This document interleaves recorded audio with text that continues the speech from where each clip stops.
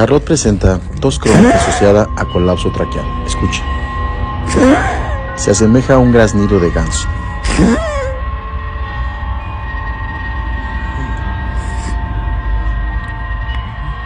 El diagnóstico se realizó por signología clínica e imágenes radiográficas.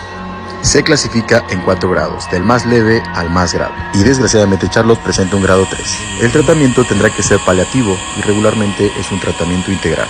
El control médico puede funcionar hasta en un 70% de los pacientes, especialmente en aquellos que tienen un colapso leve. A medida que la enfermedad progresa, algunos perros no responden al control médico y necesitan un tratamiento quirúrgico o intervencionista. Como en este procedimiento, en donde están colocando un stent traqueal. Este se realiza por una traqueoscopía, en donde dejan esta mallita que les dará estabilidad a los anillos cartilaginosos de la tráquea.